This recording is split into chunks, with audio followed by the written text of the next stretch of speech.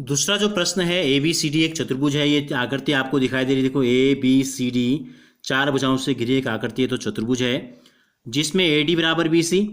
देखो इस चतुर्भुज की भुजा ए डी भुजा बी सी के बराबर है और कोण डी ए बी ये जो ग्रीन लाइन से आपको दिखाई दे रहा है ये बराबर है कोण सी बी ए के। हमें सिद्ध करना है त्रिभुज ए बी डी सर्वांग सम है त्रिभुज बी ए सी के। फिर हमको सिद्ध करना है बी डी और ए सी बराबर है और फिर ये दो कोण बराबर है। तो देखो हमको सबसे पहले हम यहाँ से शुरू करते हैं इसका हल। हमें सिद्ध क्या करना है, पहले नंबर पे त्रिभुज ए बी डी और त्रिभुज बी ए सी को सर्वांग सम सिद्ध करना है।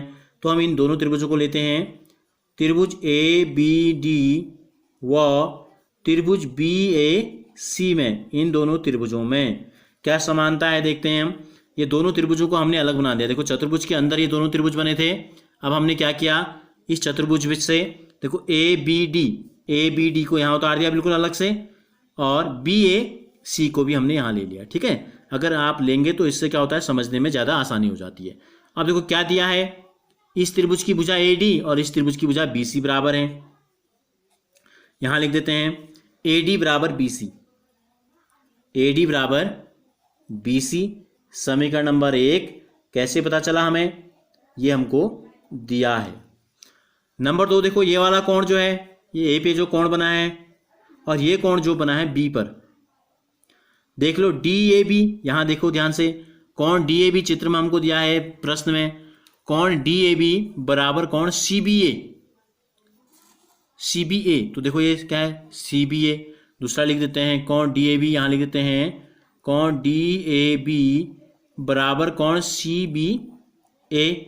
ये भी हमें क्या है दिया है। तो दो चीजें पता चल गई। हमें सर्वांग सम सिद्ध करने के लिए कितनी चीजों की जरूरत होती है, कम से कम 3 चीजों की जरूरत होती है। अब क्या आ गया इसमें, देखो एक भुजा है एक कोण आ गया।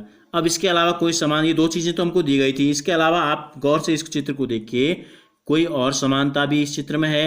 देखो क्या है, इसकी एक भुजा क्या है ए बी और इसकी भी एक भुजा क्या है ए बी। यहाँ कंबाइंड जो चित्र है इसमें भी आप देख लो ए बी इस त्रिभुज में भी है और ए बी जो है इस त्रिभुज में भी है और दोनों के बीच की दूरी क्या है फिक्स है। तो ए बी बराबर ए बी हो गया। तीसरा जो समीकरण हो गया ये हो गया ए बी बराबर ए बी, यानी कि इस त्रिभुज में भी ए बी है और इस त्रिभुज में भी ए बी है और दोनों ए बी क्या है बराबर हैं। ये हो गया समीकरण नंबर 3। इसको कैसे पता चला हमें, इसको हम लिखते हैं, कल भी मैंने आपको बताया था कि उभयनिष्ठ भुजा जो दोनों में क्या है कॉमन है।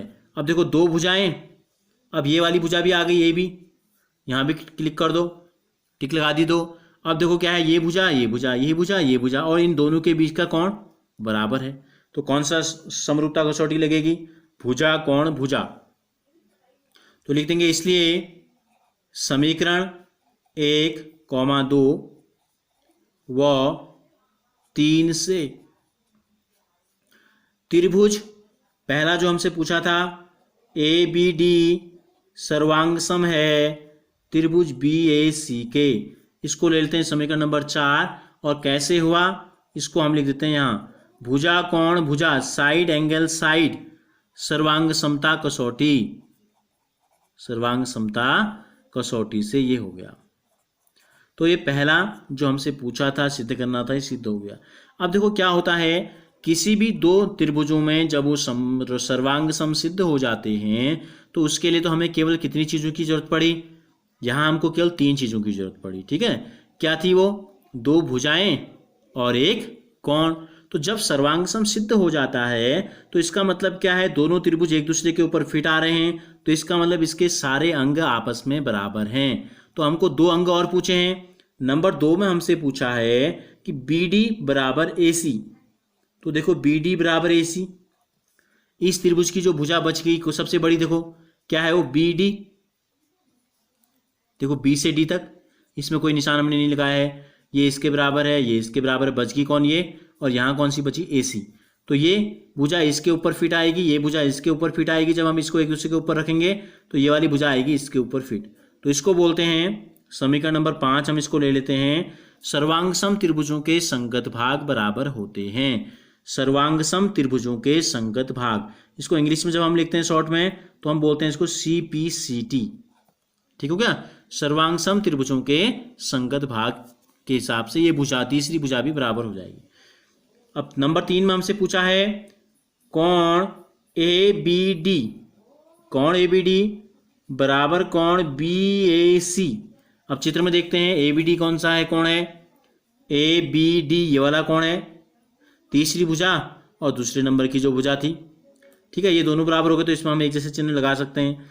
और यहाँ क्या दिया है दूसरा, कोण BAC, BAC देखो BAC भी कौन सी पोजीशन में है, वही दूसरे नंबर की और तीसरे नंबर की भुजा। तो ये भी क्या है, संगत कोण है, सर्वांग त्रिभुजों के संगत कोण है। तो क्या बोलते हैं, वही चीज CPCT, यानी कि सर्वांग त्रिभुजों के संगत भाग। तो यानी कि 3 चीजें हमसे पूछी थी और 3 की 3 क्या हो गई, सिद्ध हो गई।